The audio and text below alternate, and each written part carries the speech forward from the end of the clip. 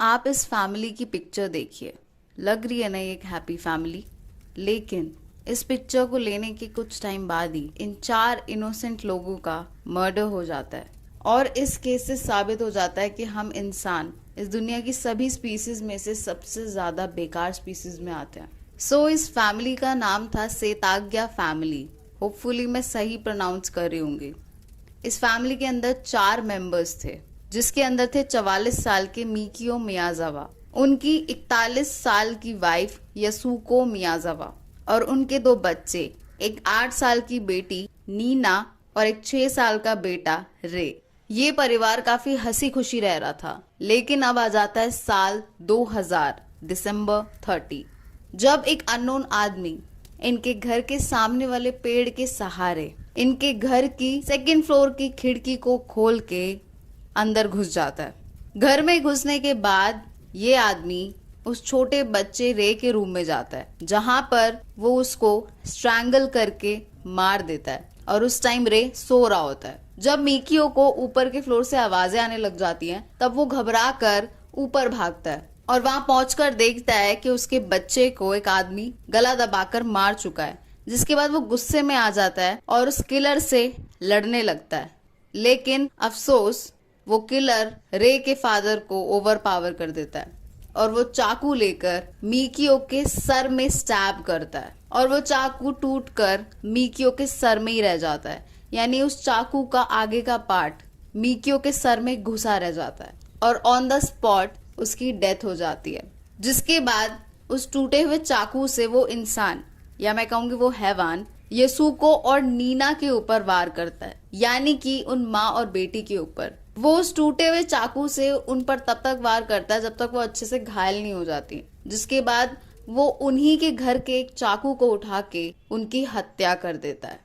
एक अच्छी खासी पूरी फैमिली का मर्डर करने के बाद वो किलर उनके घर के अंदर ही रहता है और सिर्फ 1-2 घंटे नहीं, कम से कम 5-6 घंटे उस घर के अंदर रहता है। वो उन लोगों का फ्रिज यूज करता है, कंप्यूटर यूज करता है, फर्स्ट एड किट यूज करता है, क्योंकि उसको भी चोटें आई होती है। इनफैक्ट वो उनके घर के लिविंग एरिया के सोफे पे नैप भी लेता है और उनके टॉयलेट में अपनी फीसिस को छोड़ जाता है, यानी कि वो उनका टॉयलेट यूज करके फ्लश भी नहीं करता। उस घर में मर्डर करने और आराम फरमाने के बाद वो आदमी उस घर को छोड़ के चला जाता है। उस आदमी के जाने के बाद उस फैमिली की लाशों को डिस्कवर करती है मिकियो की मदर और वो कंप्लीटली शॉक में चली जाती है कि उनका पूरा परिवार ऐसे दिन दहाड़े मौत के घाट उतर गया। आज उस केस को 20 साल हो चुके हैं, लेकिन आज तक वो किलर पकड़ा नहीं गया। पुलिस के पास काफी सारे एविडेंस थे जिससे वो किलर को आइडेंटिफाई कर सकते थे, बट स्टिल वो नहीं कर पाए। हो सकता है आज वो किलर जापान में भी ना हो और दुनिया के किसी कोने में छिपा बैठा हो।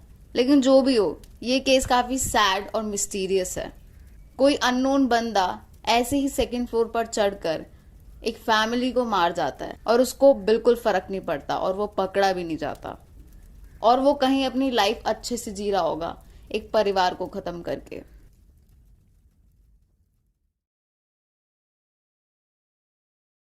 सो ये जो सेकंड मिस्टीरियस स्टोरी है, ये किसी का एक्सपीरियंस है, इनफैक्ट किसी के फादर का, और ये मुझे काफी ज्यादा इंटरेस्टिंग और मिस्टीरियस लगा।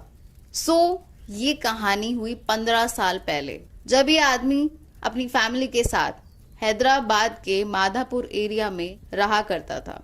उसके फादर के पास एक चेतक स्कूटर हुआ करता था, जिस पर बैठकर वो अपने घर से 10 किलोमीटर दूर काम पर जाया करते थे और ये उनका डेली रूटीन था।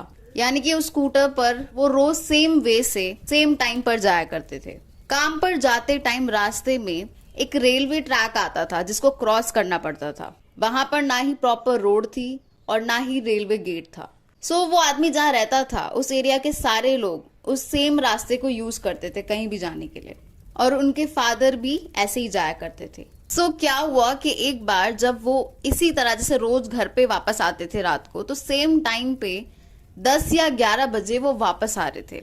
अब क्या हुआ, उनको रेलवे ट्रैक क्रॉस करना था, तो उन्होंने क्या किया, वो अपने चेतक स्कूटर से उतरे और रेलवे ट्रैक को क्रॉस करने लगे। सो उस रेलवे ट्रैक के पास एक बड़े से ट्री के नीचे एक छोटा सा मंदिर था।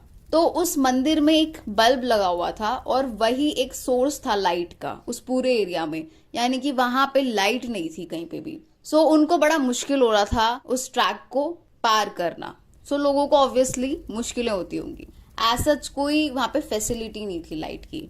तो अब क्या होता है कि वहां पे जो ट्रैक उनको क्रॉस करना था, वहां पे बेसिकली एक नहीं 2 ट्रैक्स थे।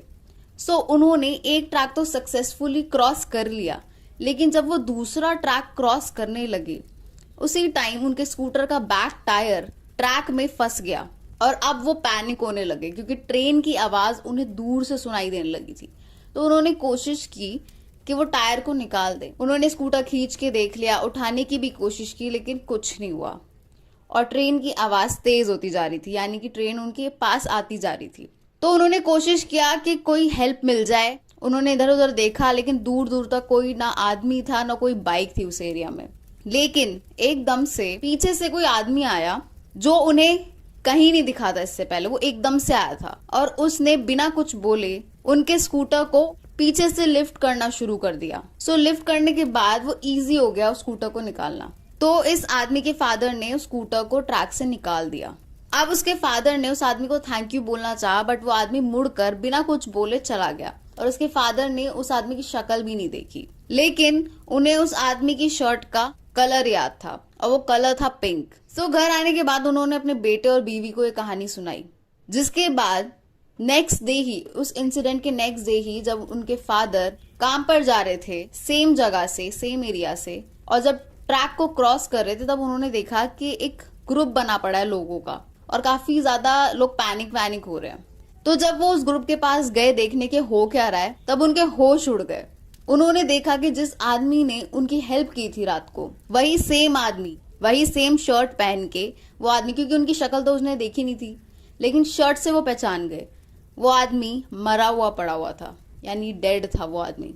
अब ये चीज उन्हें नहीं पता कि वो आदमी उस इंसिडेंट से पहले मर गया था या उस इंसिडेंट के बाद। अगर वो पहले मरा होगा तो ऑब्वियसली वो एक घोस्ट था। अब जो लोग घोस्ट में बिलीव करते हैं उनके लिए तो ये थ्योरी सही है, बट अगर वो घोस्ट नहीं था तो हो सकता है कि वो उनकी हेल्प करने के बाद उसे खुद कुछ ना दिखाओ और गलती से उसको ट्रेन मार गई हो, ये भी तो हो सकता है। सो जो भी था, ये कहानी काफी ज्यादा मिस्टीरियस थी। आपको क्या लगता है इस कहानी में क्या हुआ होगा?